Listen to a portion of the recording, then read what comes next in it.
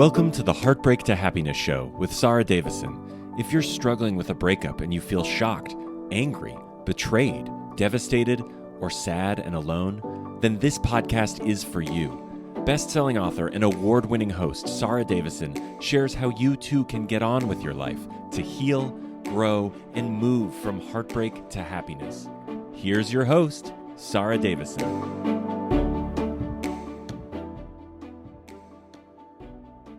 Welcome back to the show. Now, today, my guest is Loren Lahav. Loren is a dear friend of mine and one of the most outstanding coaches I have ever met. Loren is known as the get shit done girl because of her resourcefulness. She can take an idea and make it come to life. Loren channels that commitment and resolve to helping others, and that really shines through. You're going to see that in this episode.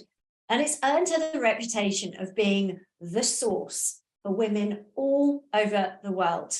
One thing I absolutely love about Loren is that she walks her talk and she fearlessly looks risk in the eye and takes it on unabashedly. Loren's signature is her ability to do an intervention with someone who is facing a challenge. And the result is lasting change in just a matter of minutes. And she's developed this skill from over 30 years of personal development and having studied with some of the greatest thought leaders in the world. She delivers her message to global audiences of up to tens of thousands, live and virtually. And Loren has shared the stage with incredible world leaders in self-help and personal development, including Barbara Walters, Tony Robbins, Erin Brockovich, Bear Grylls. She is the real deal. And that is why I am super excited to welcome Loren Lahav to the show. Welcome, Loren. I'm so excited to be here with you, Sara. I still have that cute little bracelet you gave me when I was at your house, however long ago that was, a long time. Yeah, it was a long time ago. We met years ago. I was just trying to think, how many years ago was it that we met? I mean, obviously, I've been doing Robin's events for like nearly 30 years. So I met you way back then, but knew you because you were running the show for so long. But yeah, I mean, yeah, it's been a journey, right? So your story is amazing. And I'm super excited to have you on because you pretty much are the queen of personal development over there in the US, which is where it all happens.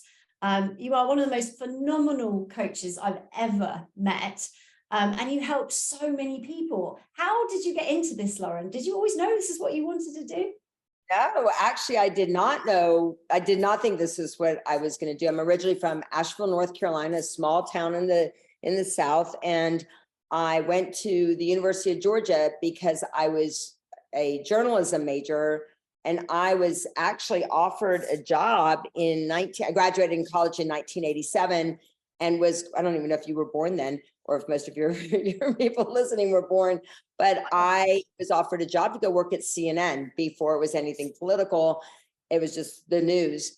And I was offered a job to be a news correspondent that I'm probably never going to get to travel the way I would dream about traveling. I'm probably just going to be stuck in a newsroom and just going in every morning at like 5 a.m. and doing the news.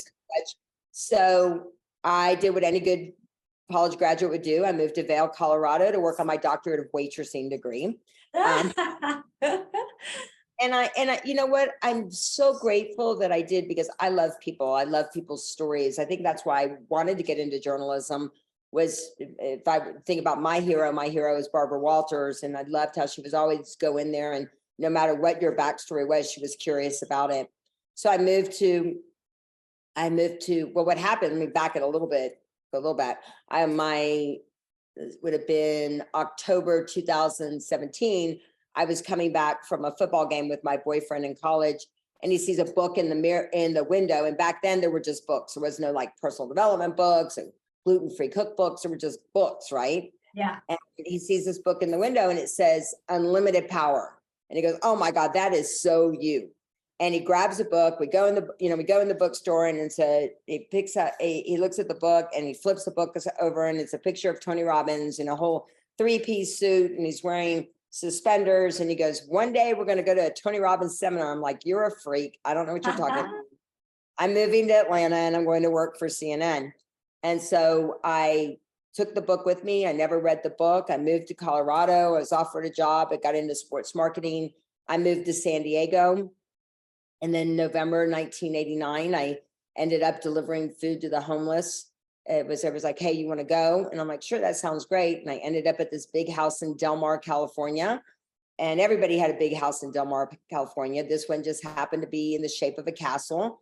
And I'm walking through the turret of this house, and I see like the guy and the president, the guy Nelson Mandela, and I see the big book, in a big shadow box with the book. And I'm like, oh my God, that's that book my boyfriend bought me in college.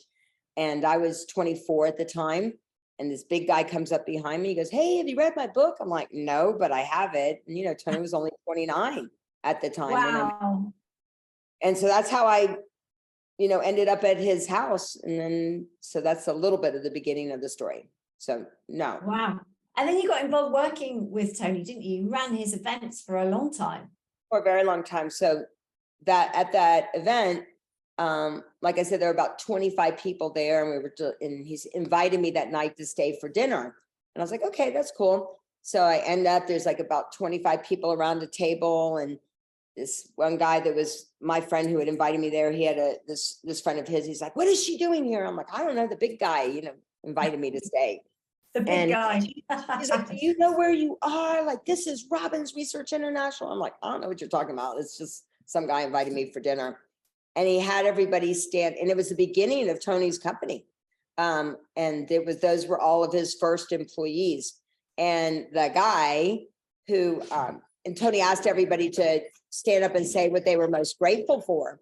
And I said, I'm just grateful I met a group of people like this. I didn't know that they were out there. Yeah. And then that guy, that was the cute guy from Thanksgiving. 6 months later, I was renting a room from a friend of mine. There's this guy's stuff in my room that I was renting. And it turned out my friend was renting the same room to me that he was renting to the cute guy from Thanksgiving, because he was on the road for Tony Robbins. And that is the father of my 3 children. So wow. You just never know, what'll happen. But yes, I ended up going to one of Tony's events. And then they asked me to come into the production department, and I was planning the UPW. The first time we went over to the UK, I remember first city was Harrogate that we went to, and they said, it will never work in the UK. And then we went to Nottingham, and then we went to Sheffield, right? And I think we did the first, I can't remember, I think we did the first UPW in Birmingham or in London. And it was awesome. Like, that was my first trip actually out of the United States, was going to the UK. Yeah. I was there at that. Yeah. And that's when I got into this. And you're right, nobody was doing this in the UK. Like, you guys are always at least 5 to probably 10 years ahead of us on any kind of self-help, personal development. I mean, you really are, which is why I trained over there. And I did all the Robbins courses, which is how I met you.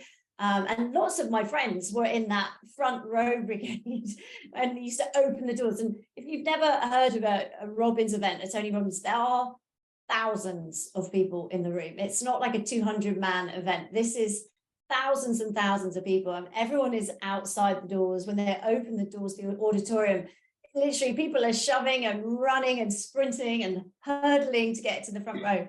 So some of my, dearest friends where I met at those events, and a lot of us are working in this industry because Tony just inspires people, doesn't he? He really does change lives.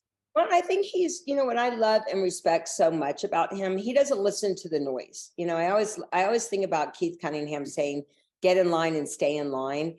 And when I remember back then when everybody said, don't go to the UK. It's never going to work in the UK.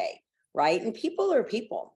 And I think that just going back and remembering that everybody has a dream, everybody has a vision, everybody wants to be inspired. And when I swear I remember it like it was yesterday. I remember being in Harrogate and these guys just kind of like moving back and forth just like a little bit. And by the end of the day, they're like up, and people want that sense of like feeling free and feeling alive. And I think that Tony gives people permission to just kind of go, let's do this. And as Tony says, and everybody says, who you surround yourself with is who you become. So choose wisely.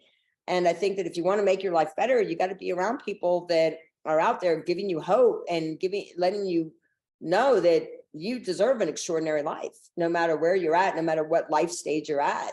So, I mean, Sheffield, I mean, it was a really hard time back then in Sheffield. I don't, you know, I mean, there were people that were coming to that event and that literally, I don't know if they had anything else, but you saw them just leave like with hope, like I said.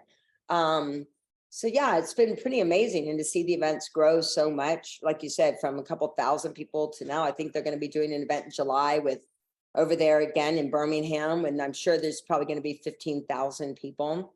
So yeah, it's contagious, right? It is. And for me, I always think that it took the blinkers off for me. Like I saw life in a certain way because of the school I went to, the education and what I knew around me, but from the people, like you said, that I surrounded myself with, that I grew up around. You know, the careers department at school was, you know, you become an accountant or a teacher. There was nothing like this, no coaching, no sort of self-help. And so he actually really took the blinkers off for me and said, you can have whatever you want. You know, don't let other people put their limitations on you. So that was when I was like, well, if I can have what I want, then I want my own business and I want a sports car and I want to own my own flat by the time I'm 24. And that's what I did. And that was all down to those events for sure. So how did you come from working in production to now being one of the key speakers at the Robbins events? That's interesting. So it started in production, and then back in the early 90s, people would just show up at events. If they had been to an event, then they had, you know, they just kind of showed up at an event. And the first thing that I did was I was like, we need a family within a family. So I actually created the crew department. And so people would come and they'd love the event. They wanted to keep coming back to the event. So let's keep adding value. Let's have more people come back to the events. And then in 2001, we were doing an event in Hawaii. I also organized a day called Project Contribution for Tony, where we would send all the participants out to non-for-profits. This was when, and we would send them to different islands. So in 2001, we were there September in Hawaii. And I was working, and it was interesting because it was going to be the last life mastering in that way anyway. But 9/11 happened and we had to bring people in via satellite. And what happened was the speakers were actually better via satellite than they were live. One, because they had a limited amount of time, so they better get their message in, right? Yeah. And Tony and his wife Sage are like, hang on a second, we've got a resort in Fiji. We've got great speakers. We've got great content. And Tony asked me to move to Fiji. And I moved my family to Fiji. We sold everything in the United States and we moved over to Fiji to teach the New Life Mastery. It was a week-long cleanse that you did with me. Yeah. And so we were teaching about 36 week-long programs a year. It's kind of like Groundhog Day. A group would come in, we'd fall in love with them, then another group would leave, and then we could fall in love with them. So we kept doing that for years and years and years. And we were there for about 2.5 years, and I looked at my kids' dads, and I'm like, I need to go back to the United States. He's like, why? I said, I love this. I'm so grateful for this program, but I also felt like I was hiding out, and I was in my mid 30s. And I was like, I gotta go back. And I see a lot of women going, that was great, but who am I? Yeah. And I came back, and it was before like women's empowerment seminars or whatever. And I was like, I'm gonna start doing these events for women. Everybody's like, what are you doing? And so I started doing these retreats, and they were called Lobella, Feeling Beautiful Inside and Out. And really helping to get women back to their core. So I came back to the United States, started doing more keynote speeches, and then started doing these events. But, you know, I limited myself too.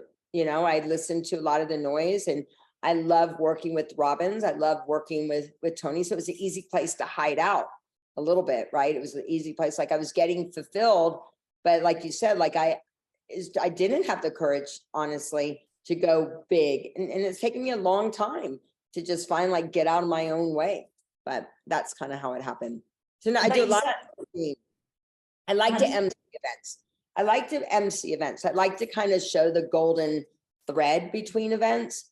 I love to see people shine on stage. As you know, we were just talking about that. I love to just introduce people to the world, like these little hidden gems. I'd love to just introduce people to the world. So. And you certainly have gone big. I mean, you're massive out there. You have a huge following. and you are transforming lives yourself now all the time. So how would you describe the work that you do, Loren, now with clients? I think the biggest thing for me is I love personal development, and I think it's a great way to wake up, but you got to stay awake. And most people fall asleep at the wheel of life. I've seen it happen way too much. So we always say it's what you do after the event is more important than what you do at the event. So how do you really take everything that you learn and put it in? I think that it comes down to three things, which is the rituals that you do, the questions that you ask, and the people that you hang around with. That, I think it all comes down to that. So helping people really establish those three things, I think, is the key to success for wherever you're at in your life, right? I mean, it's very interesting because my daughter, as I was sharing with you, she's 15, she's going to be 16, and her awareness is so huge. I can't even believe it. And I looked and I was like, okay, Loren, is this really the big three that you would say, like, just by listening to the conversation with her? And I was like, yep, the rituals that she's got. Yep, the questions that she's answering. And yep, the people that she's hanging around, right? And to see the woman that she's becoming because of her awareness about the importance of those three things has been magnificent for me, right? And I looked at my 26-year-old and I'm like, yep, rituals that he's doing, questions that he's asking, people that he's hanging around. I looked at my 22-year-old, yep, same thing, right? And for me, right?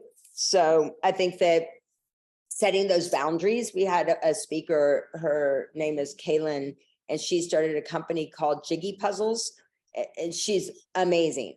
But what I love that she says is that she says, think of the power of puzzles, right? How do most people start a puzzle? They start with what? They start with, yeah. They start with they set the boundaries, right? Yeah. So think about how wonderful that is in life. It's a great life lesson. You've got to set the boundaries of like what you will stand for, what you won't stand for. I mean, I still remember, Sara, when we were standing at the back of the room in Fiji, and both of us had that defining moment of, no, we will not settle for that, right? Whatever that was. So I think that boundaries and setting your boundaries is really important. And my daughter, I don't think any of her friends are going to be listening to this. She had a girl in her life that she decided that she's like, Mom, we're not going to be. I'm like, well, Asher, she's your friend group. She's been in your friend group for 5. She goes, I don't care, Mom. I don't feel good when I'm not around her. I don't care if I have to see her every day. And I'm like, wow, that's really, she goes, I'm not being mean, Mom. I'm just like, she doesn't make me feel good when I'm around her. And I have that awareness now that I just don't feel great around her. And I was super proud of her, for setting those boundaries. And I think as we get older, we have to reevaluate and just go, are we around people because they're just convenient? Or are we really setting like what really makes us happy? So yeah, that's what, I don't know what the question was, but I think that's, I love it though. I mean, I absolutely love chatting to you because we go off all over the place on tangents, but they're so helpful. Every bit of wisdom you share is going to help people listening. So, I mean, boundaries are absolutely key. And I remember that moment in Fiji. I think, I did the Robbins events twice, the whole lot twice. So I did it once when I was in my 20s, when I was early 20s, where it was just like a puppy dog, like running around, trying everything, no real, at that point, trauma or difficulties, just absorbing. And then I did it when I went through my divorce, which hit me like a freight train, didn't see it coming. Completely felt, betrayal and fear and overwhelm. And I just thought, you know what? Sitting and stewing in that at home is one thing, but I know what will help me. And I know that if I take myself out of my comfort zone and I go through the Robbins events again and redo them, that's going to give me a new perspective. And interestingly, similar content, obviously he's evolved it over time, but the lessons I learned both times were completely and utterly different. And you were a big part of that journey for me, just connecting with you. And I know you've been through your own divorce as well. How did you manage with that process? Wow. Well, I think, it's very interesting what you say. I talked to my book, Life Tune-Ups, about that there's 4 stages that we go through. And the first is discovering who we are. And then there's that staying true stage. Then the next one is rediscovering who we are and then the 4th one is staying connected to who we are.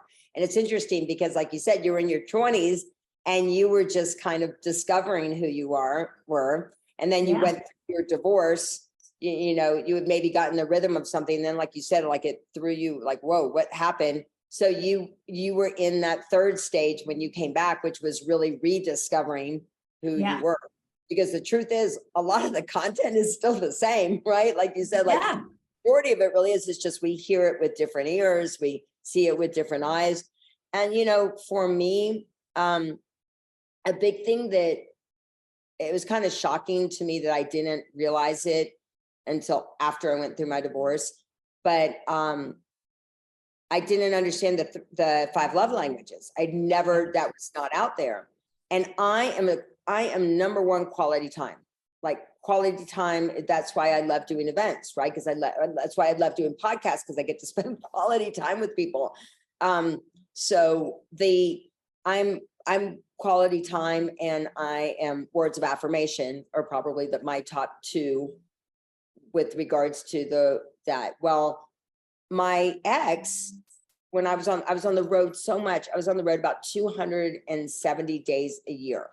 And I would take my boys with me when they were babies. I would just take them on the road with me. And my ex, I think that he thought he was supporting me, because he said, go do what you want to do. Go. And without understanding the 5 love languages, for me, it felt like, oh, you don't want to be with me. Yeah.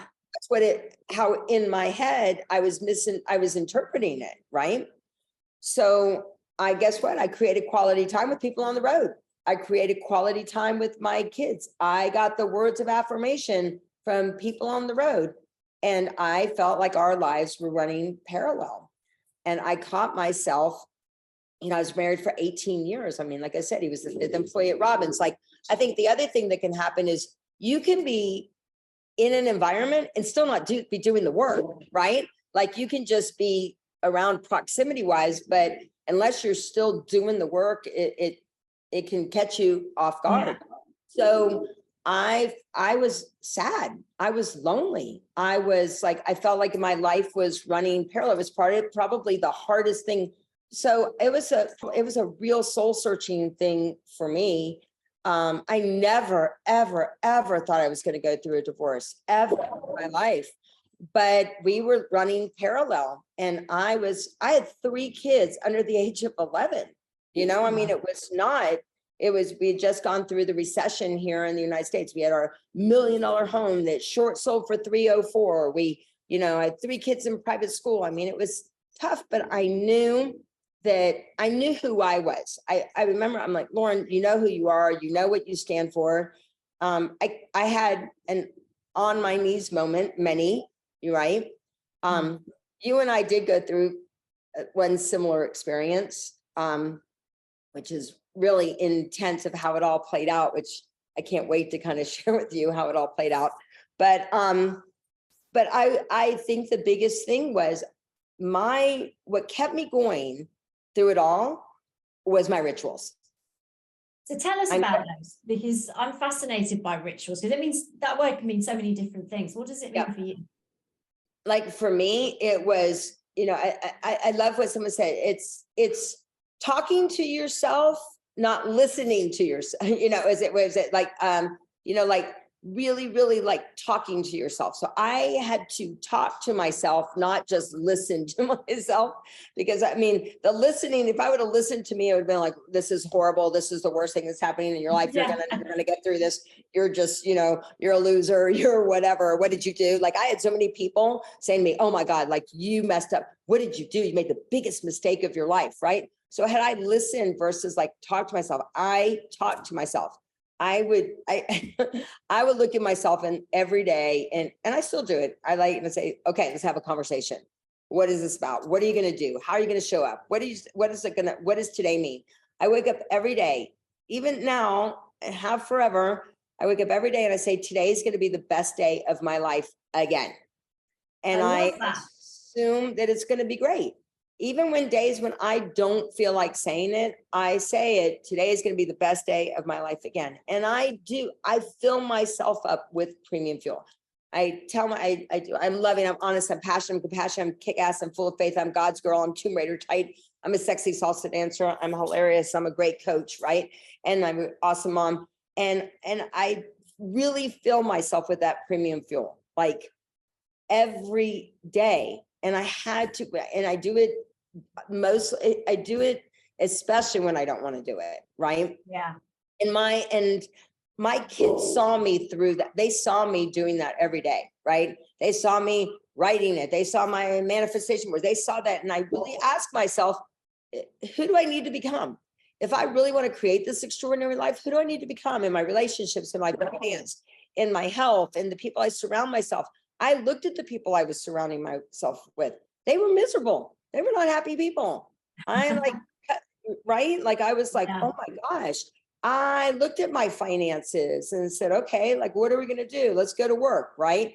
What are you going to do to really make this happen? I mean, I unfortunately, and had to go to the pawn shop and pawn a bunch of stuff. I mean, that was hard. Yeah. But I also said, I will never go to the pawn shop ever again with regards to those things. So I think it was getting a real resolve. Every day I do a real resolve for myself. Like, how are you really going to show up today? I also, a big thing for me, I invite people to my home, just like you, because I remember going to your home. Yeah. Because I want people to see I'm going through the same stuff that life happens, right? Or going to pick up my daughter. And I was on a call yesterday and like, she was like, got upset that, I made the wrong turn and she had an interview and I'm like, you guys, and I'm on the Zoom with everybody. And it's like, this is life. So, Absolutely. I think I'm very proud to say that I feel that I'm real, I'm raw, I'm right from the heart, right? And that's never changed about me, no matter what life stage that I was going through. So I guess so rituals, I do morning rituals for myself. I do, evening rituals. I've kept a 12-year journal. It's a 10-year journal, sorry, a 10-year journal. And I've done 20 years of it. And just write a couple things down at the end of every night. My husband has really helped me. I got remarried, as I shared, that with setting boundaries. Is like 6 o'clock, it's off, everything. And I'm like, what? Like, no, I got to work. I got to this, I got to that. But what's been really great is everybody knows that at this time, I'm done. It's family time. I'm chilling. I'm doing all of these things. And that's helped me be more productive during the day, right? I have my 9, I normally do 10 to 2, right? And I hunker down from 10 to 2. So yeah, that's what I would say. So the rituals for myself. Yeah. And then behind you on the wall, for those people that can see that on YouTube, what are those behind you? Because that's part of your ritual. I have 30 years of my manifestation boards, and I call them manifestation boards, not vision boards, because for me, it's manifestation plus Goya, get off your ass, right? Creates manifestation, right? And I mean, you can intend and attend all you want, but until you like really get off your butt and do something, it doesn't matter. So for me, like that's about, I think it's about 10 years of boards right there. Wow. And I get to see, and I look at all the 9 areas of my life, the people I surround myself, my creativity, my intimate relationships, my identity, my health, what I'm learning, my finances, my family. And I look and I look for there, like with regards to, I put specific outcomes that I have on there, people, and I look at it every day and just go, okay, how am I doing? And but I tell you what happens is I usually do it on my birthday, which is in November. And then I'll do it another time a year. But as I've noticed, I'm now doing it about 4 times a year because things are happening so much quicker, right? Like results are happening so much quicker. And I do believe that intention matters. I do believe that pictures are powerful. I'm also not one of those girls. I'm not a big, whatever, just do it on your computer thing. I think there's a magic cutting it out of, reading the same thing like writing is for people. So, yeah. I mean, one thing about you that is, I've always seen, but it shines through just even today, obviously, is you really walk your talk. You embody everything you're talking about, you do. And, I'm fortunate enough to have interviewed many, many coaches, and the people that are really kicking it out of the park, super successful, are those that walk their talk. It's really important, isn't it? You can say these things, but actually doing it is the key. It's all in the doing, you know what I mean? And I think that I talked to a guy a while ago, and I think what people are really hungry for is people that they can trust, right? Yeah. I think that social media has been beautiful in a way, and in a way it's created a little bit of like, who is this person? Where do they come from? And I had an amazing opportunity, obviously before he passed away, but I've been working on a book that about raising boys. And I asked Bob Proctor to write the foreword to it.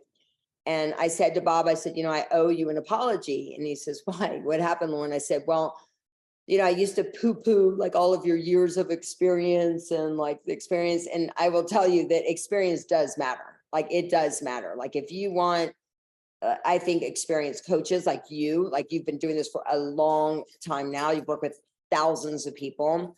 I think if you're looking for someone, look for someone who's been doing this for a while, right? Yeah. They have life experience. They have more, they've been through the different stages like I've talked about. So not that younger people don't, it's just, but really get people's story, so that you can hear all of the resources that they have. Yeah. So. One thing I do want to ask you about, Loren, because you mentioned it before we went live, and I asked you how you met your new husband, having gone through that difficult divorce. What happened? How did you get yourself back up, and how did you meet somebody else? Well, I wasn't planning on meeting anybody at all. That was not my focus at all. A big thing for me is my mother would say a half plus a half does not equal a whole. Really focused on getting me back, right? Like what really made me happy? What was I really going to do? And I had become a half, I had just I wasn't doing my rituals. I wasn't asking those questions. I wasn't surrounding myself with those people. So I needed to make sure that I got myself back. And it's funny because so many exercises that people would tell you to do, like what someone's like, or the kind of person that you want to meet. If I were to do that, it's hilarious. What it really came down to were values for me, the values of. So when I went through my divorce, I said to my kid's dad, I'm like, look, all I need is there's some books. It's called the Zohars, and it's basically the Old Testament in Ayurvedic. And so it's for protection. I said, all I need is the Zohars for the house. That's all I need. So I was in Fiji teaching a life mastery program, and I was planning on moving back to San Diego because I didn't have any real support here in Las Vegas, and my kid's dad left and moved to California. So I'm like, maybe I'll just move back where I know people and I'll have the support system. So I already rented a place, and I was in Fiji. And my kid's dad called me and he said, so where in San Diego are you moving to? I go, I'm moving to Encinitas. He goes, well, where? What's the name of the street? I go, why do you want to know? And he was starting to date a girl. And he goes, well, we thought that we would move on the same street as you. And I'm like, okay, hang on a second. So I called Chloe McConaughey. I called Chloe, who is the top family therapist in the world.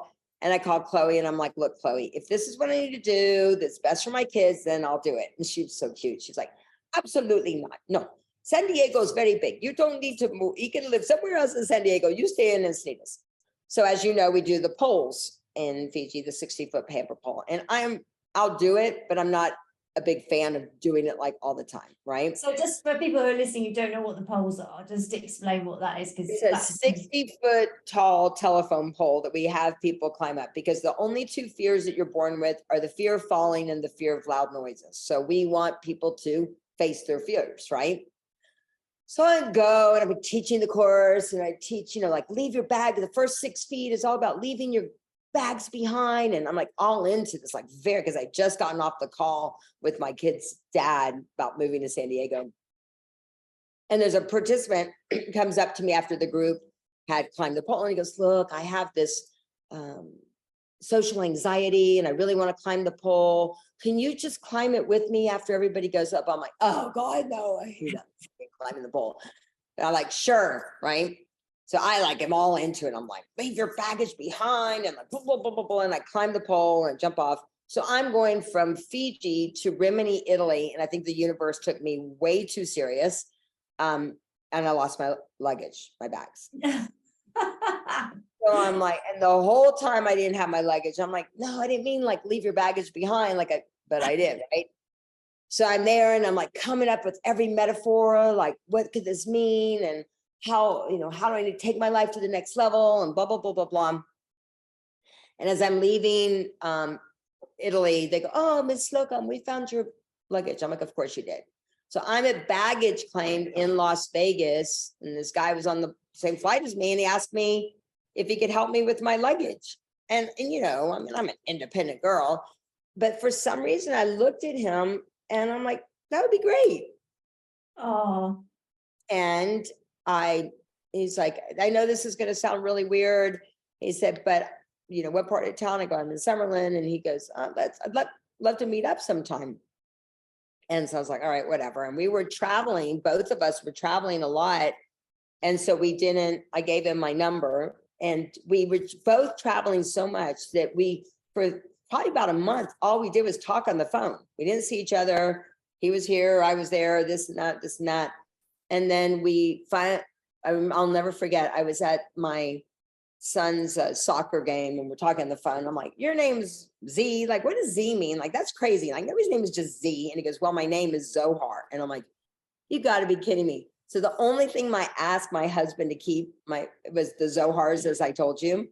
And so, yeah, but what I loved about him was his values.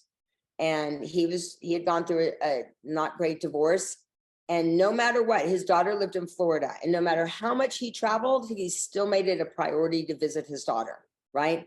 No matter, it was always about family first, right? It was always about integrity, honesty, being your word. And so I fell in love with him, but I fell in love with his values. I fell in love with like what he stood for. So that's how I met him. And you've been married for 10 years now. 10 years in December. Yeah, 10 years. So, I was 47. I think that I never think it's too late to, rediscover yourself, and just you get an opportunity every single day to press the reset button. I love that quote, you're not a tree, you can move anytime, right? I haven't heard that one before. I love it. Right. So you're not a tree, you can move. You don't have to answer that phone call from that person that makes you feel bad. You get to decide every day how you want to reinvent yourself, So I think that that's what I would really say to everybody. I mean, not every day's but once again, come up with the rituals for yourself, even if it's just borrowing mine, like today's going to be the best day of my life again. Do it. How great would it be if everybody woke up in the world and said, today's going to be the best day of my life? Nothing would make me happier, right? And then maybe your day would be freaking amazing. It can be that simple. I think people don't understand it doesn't have to be so hard. So yeah, very, very spot on with that. That's exactly how I feel. You can make it simple, and actually lots of simple things added up together moves you forward really fast, actually. And I think people don't understand that the power of taking a small step every day. You can actually be a huge leap forward in a month. That's a lot of progress. That's a lot of progress. Yeah, imagine if you just did one new, like you said, like one add to it, add. It's kind of like when we say life mastery. Remember, we say to people, it's what you do after the cleanse. It's more important than what you do on the cleanse, and add slowly back into your life, right? You might notice there's certain things you don't really crave anymore, right? Or you might notice those people didn't make you feel really great, right? Like, so tonight everybody's been talking about pickleball, right? And I'm like, okay, I'm gonna just go to the clinic this time, today. I'm gonna see if this is something that I'm gonna add slowly back in. I'm going to visit a friend of mine this weekend. She's like, what do you want to do? I'm like, I know this is going to sound crazy, but I want to go take a crochet class, right? So that when I'm on the plane, instead of just whatever, I want to see if I can actually stay awake and learn how to crochet, right? So like, so try things on and see if it's something that makes you feel great, or way to meet new people, or something that's gonna, I believe whenever, I'm not one of those girls to sit and just meditate, but could I meditate while doing crochet or by doing something on? Yes, I think that look for those things that can just fill you up. Yeah, absolutely. So where, Loren, can people find you if they want to connect with you? What's coming up for you? How can they get involved? So where can you find me? I'm pretty much on the social medias. I'm on Instagram. I'm not so good with it, but I am Loren Lahav. I'm on Facebook, Loren Lahav. You can go to my website, Loren Lahav. And as you know, you're going to come be a part of it with us next year. We just did a big event that we did virtually and live at the Worry Studios. It's called Own Your Worth. It was so awesome. In Las Vegas. In Las Vegas. So we're going to be doing that again in March of 2024. So we've already sold out the VIP tickets. It only holds 200 people live. So it's a very limited amount, but we translate in 6 languages. You know, we can have people from around the world, and it's only $97 to come virtually. So, which is like, you have a huge screen. I mean, it's out of this world technical sort of setup and production. I mean, the one I just saw you do is insane. So I can't wait to be involved next year. And I know that everyone listening is going to want to join in, because you changed lives in those 2 days. It's incredible.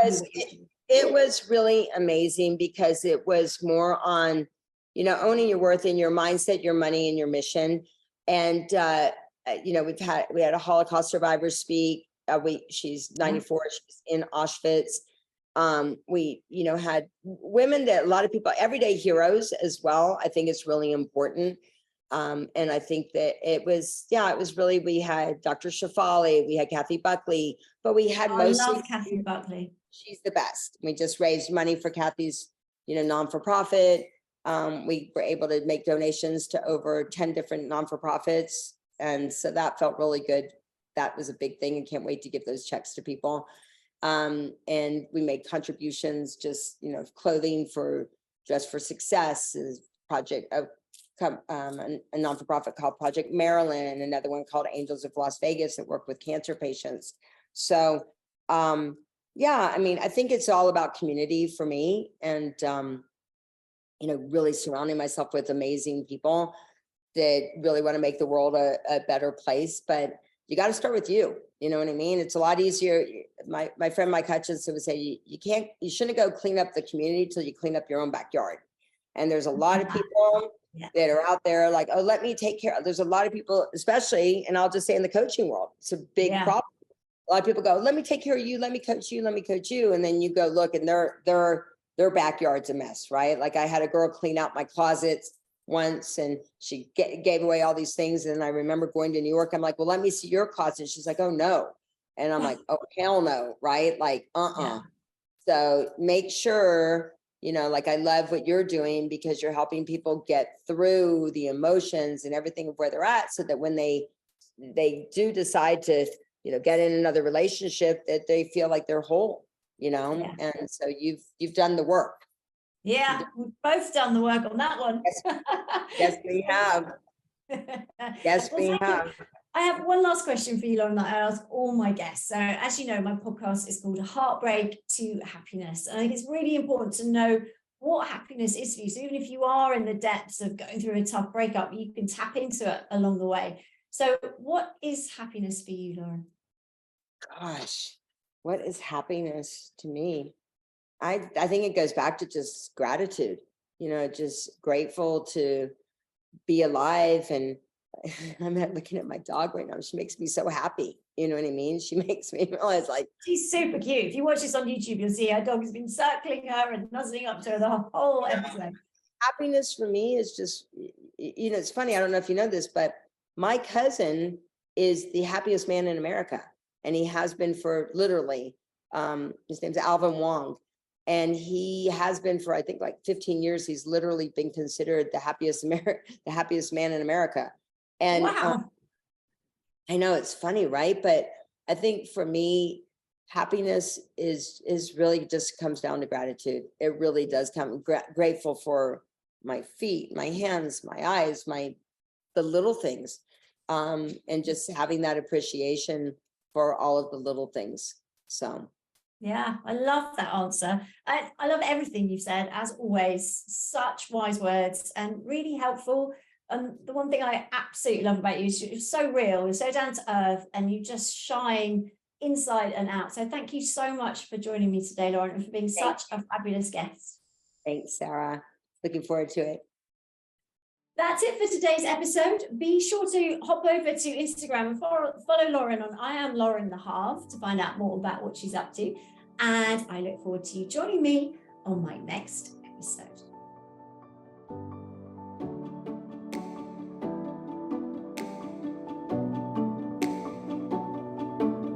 That's it for today's episode of Heartbreak to Happiness. Don't forget to subscribe and leave a review to win a free ticket to one of Sara's virtual retreats. The retreats are a transformative combination of live webinars with Sara herself, coupled with empowering online video programs designed to help you cope better with your breakup and start feeling happy again. For more details, head on over to heartbreakttohappinesspodcast.com, where you can also get a copy of Sara's free gift. Thank you, and join us again on the next episode for another dose of Heartbreak to Happiness.